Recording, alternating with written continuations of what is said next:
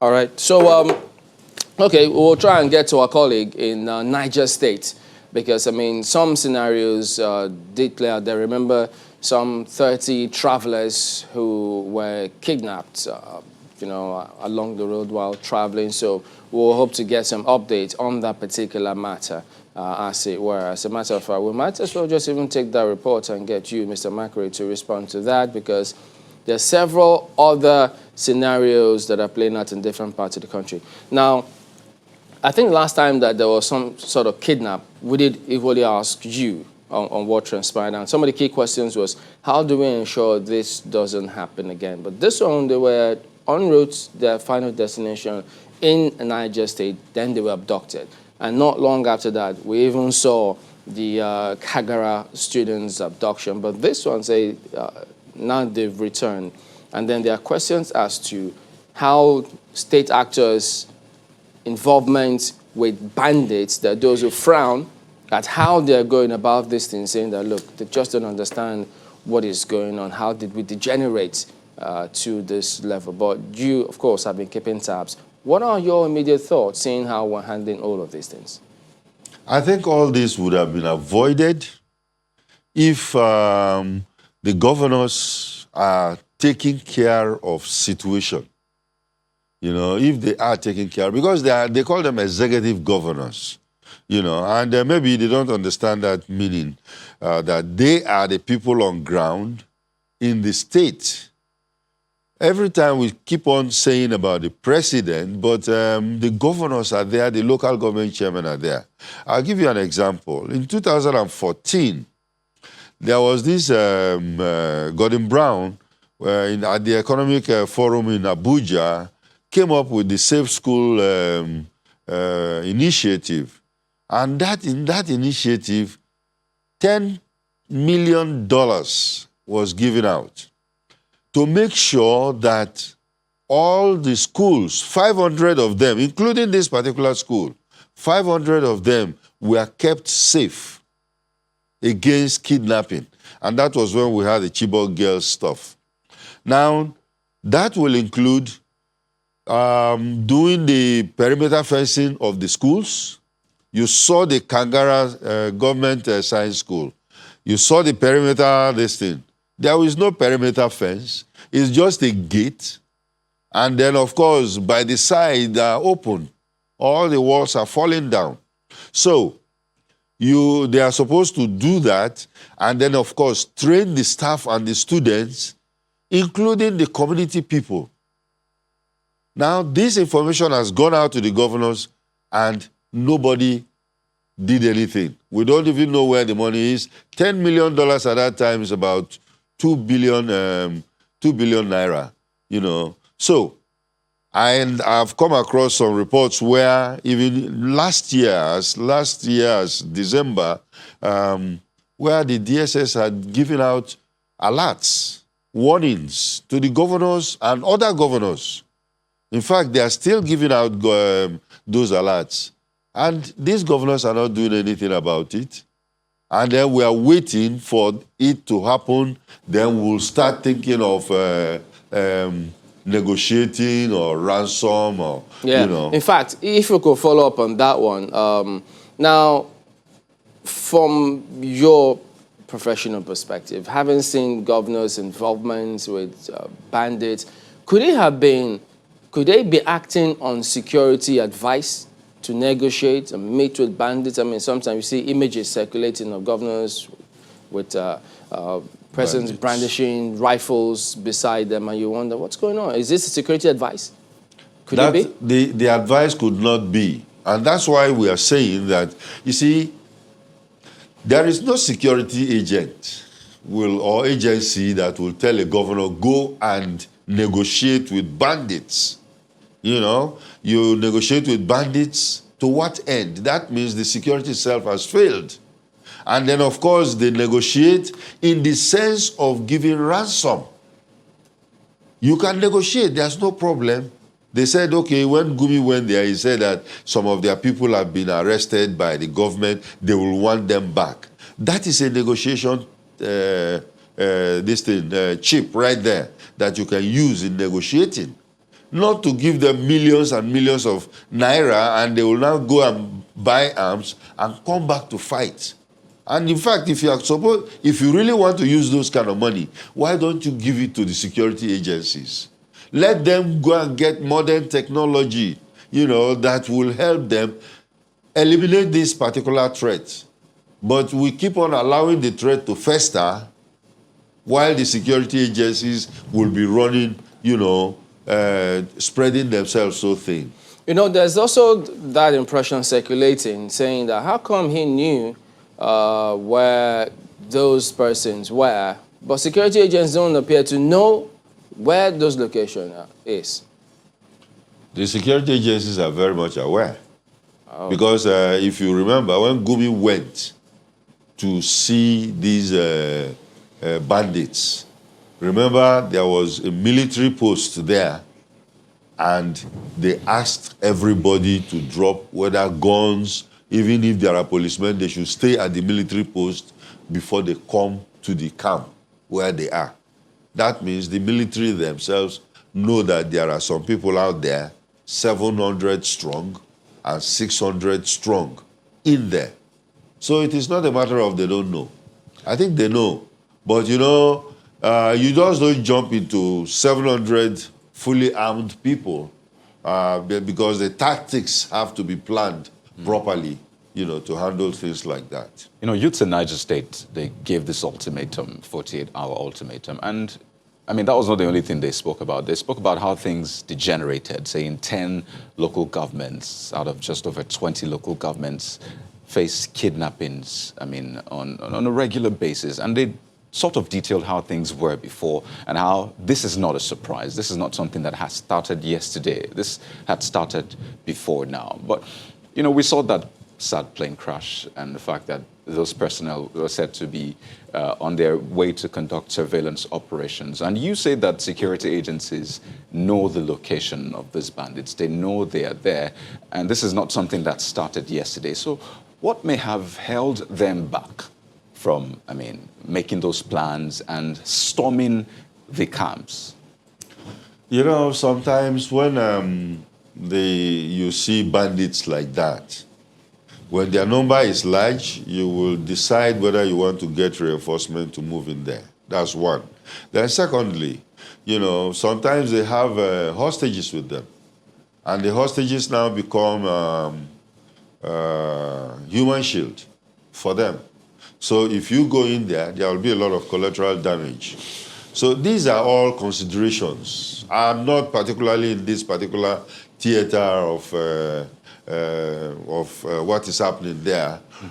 So I don't know what the commanders of that area will be doing at that time. But basically, I can tell you that they're not just sitting down there. And then, of course, if the airplane that was going for surveillance, they want to pinpoint exactly where they are because they were moving them from one place to the other. And you have to know if you really have to take out those bandits. Interestingly, this discussion sort of ties back to what we were talking about earlier about the role of security agencies, rule of law, some sort of interference and what have you. The State Ministry of Education commiserated with the family and friends of a student that was killed, Benjamin Habila, on February the 16th during that attack. So a life was lost. Whether you call it negotiation, dialogue, or what have you, a life has been lost. And there are meant to be consequences, as it were. So in the light of that, how should that be, approached, really? Because there are laws, against killing, murder, and what have you. So what is the role of security agencies, or what should they be doing regarding this death, for example? Just like I mentioned earlier, these things would not have happened if the responsible people have taken taking steps to stop it. The Minister of Education now is coming to commiserate with the families. What he should do is to resign. He should resign his job because the Safe School Initiative was his baby. The Safe School Initiative was his baby where 500 schools were supposed to be made safe, and nothing was done about it. The security agencies have been constantly giving, alerts and reports to them, intelligence reports. They were not actioned. So it is not just coming to cry over spilled milk. The minister himself, the governors, even the local government people who are supposed to even help in giving information are all there, allowing this thing to happen. Well, talking about light arms, because I haven't seen that, I think, did you say 600 or 700 strong armed people? And the populace would have read all of those narratives, asking themselves questions as to, wait a minute, a lot has been going on, and security agencies have not stepped up to be counted about this kind of matter. Wouldn't they be thinking about how to protect themselves? Because we've heard this thought now from former governors, defense authorities, and it may just be a message telling us this may be your next best option. But we'll talk about that in just a moment. Join us again.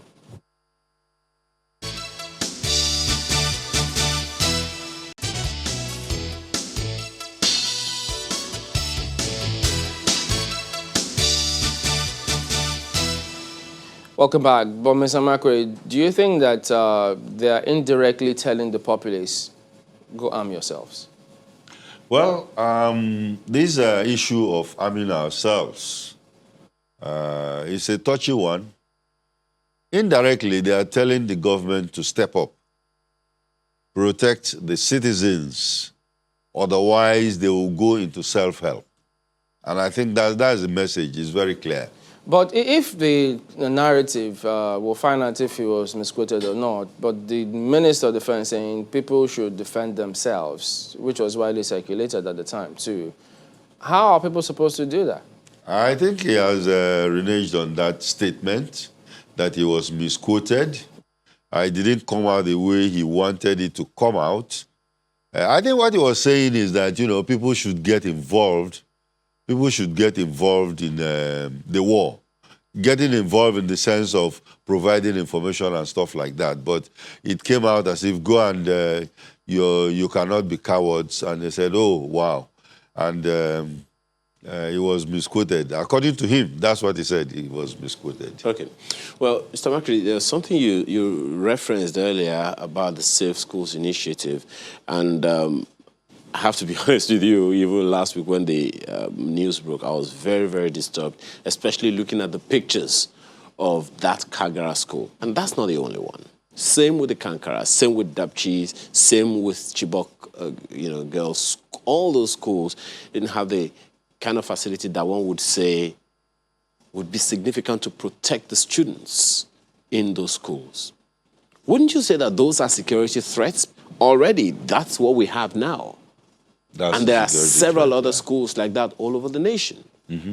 Aren't those security threats waiting to happen? That's a security threat. Serious one. And like I said, the Safe School Initiative is very, very clear. The steps are there. Make these schools safe. And look at the perimeter walls. When you are going into the gate, it's a big gate that has fallen apart. The walls have fallen down, and cars are just meandering into the place. Back of the school is open. It's an open place into the Sahel. So, wow, anybody can just walk in there. And that was what happened. So if you don't do that, train the students, train the communities to be watchful, then, it doesn't happen. Mm. Well, so this is a challenge, clearly, and I'm wondering how better to communicate it to all that are concerned, because it will seem like we seem to be more interested in fighting insecurity as opposed to preventing it. Yes, that's what is happening. We are not preventing it. Just like I said, if the governors were listening, if the responsible officers were listening and doing what they are supposed to do, then we will not degenerate into this particular situation. So instead of prevention, we're dealing with protection. You know, I'm worried that, yes, hopefully these students will be released and yes, it will be breaking news, we'll be happy. But I'm worried that we might be discussing the same issue just as we did the Kagara abduction in some days, weeks, but I hope not. But listening to the Sultan of Sokoto talking about how this maybe progress. So there is still war against terrorism in the Northeast, Boko Haram, ISWAP, but he thinks that, you know what, this is a classic example of the foundation of Boko Haram against Western education. I'm talking about this abduction because we've seen Kankara targeted school, now Kagara, another school. So do you think maybe this intelligence, if I could say, or this information changes the dynamics of this war to know that maybe we're dealing not with ragtag bandits, but terrorists? Do you know that I've mentioned this before, and it is very, very manifest right now, whereby these bandits you are seeing are an extension of Boko Haram. And of course, they are carrying out the objectives of Boko Haram, in the sense that Boko Haram says Western education is... But why are these people concentrating on attacking schools? Because they don't want them to go to school again. They don't want even the students to be scared to go to school. And as they hit one school, they've hit 3 schools now. And then, of course, students in other schools are going to be worried. And some parents will even now remove them and say, oh, you can't go to school again because I don't want, you know, to go through this. So prevention is better than cure. The same advice and the alerts are going out from the security agencies, and we'll want these people to do something about it. Could it also be that some of the people we call cattle rustlers or herdsmen who are armed with AK-47 could actually also be Boko Haram? Well, you know, why we're saying this is that, number one, terrorists look for publicity. That's one of their major issues. Number two, their means of financing is kidnapping, drug running, and all kinds of things that they do in raising money. So cattle rustlers have been there with us for a long, long time. But you find out that these people, these particular bandits, are unique in the sense that when you see them, in fact, security agencies that even arrest some of them, and they will tell you that, oh, they've been part of the fighting forces of Boko Haram before and stuff like that. And then, of course, for most of these bandits, when they go and attack them, they discover that they don't have any money on them. These are people who just collected 50 million, 20 million from people, but you find them not even living a better life. Where did the money go? That gives us the projection that most likely they've sent it back to their base, which is the Boko Haram base itself. Mark?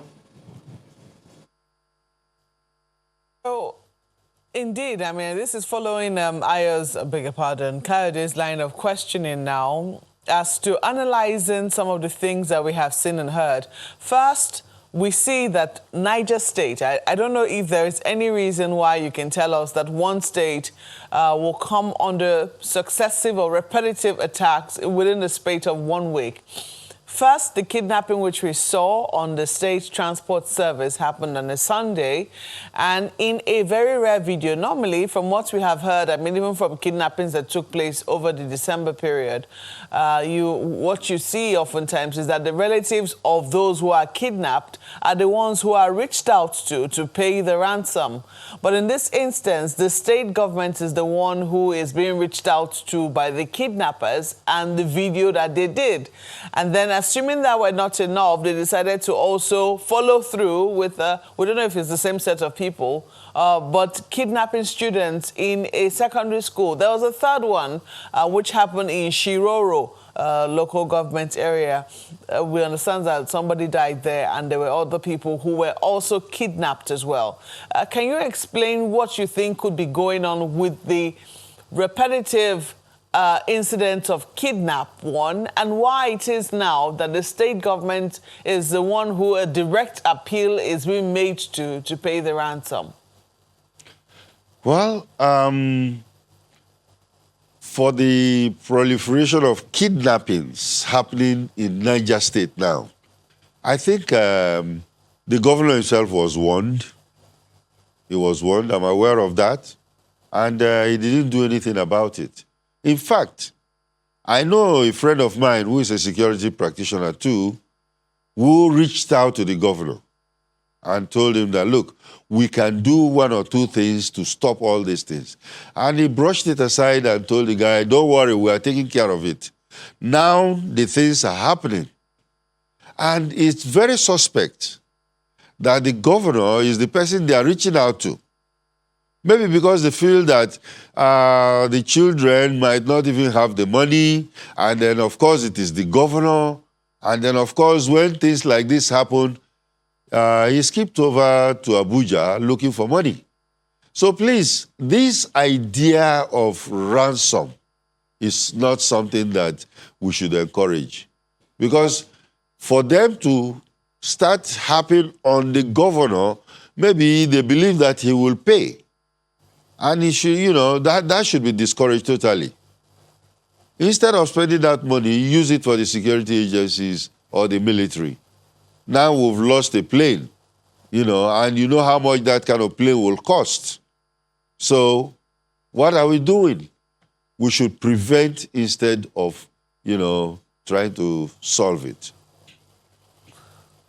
Are you worried about the high stakes involved right now? First, it would seem also that there was a deliberate attempt to show the sophistry of their weapons, especially in the video that they, showed of those who were kidnapped on the state transport service. Yes. The fact that the kidnappers were carrying RPGs, not just your regular AK-47. Is this something that worries you? It worries me a lot. It shows the extent that we've gone with the proliferation of small arms and light weapons.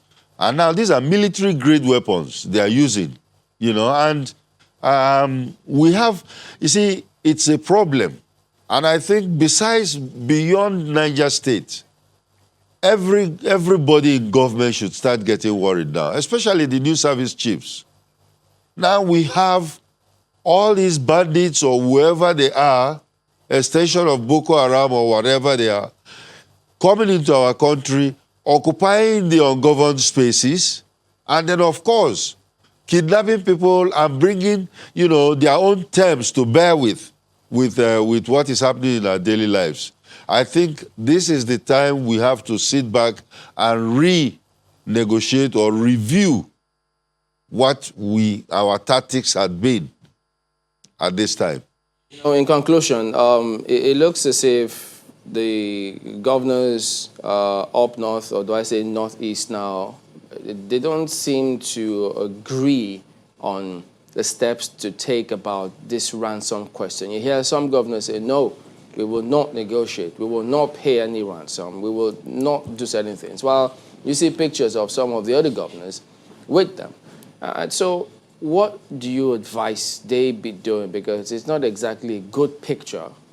The country seeing bandits in different parts of the country armed. But if a normal citizen tries that, you know how the law will pounce on you.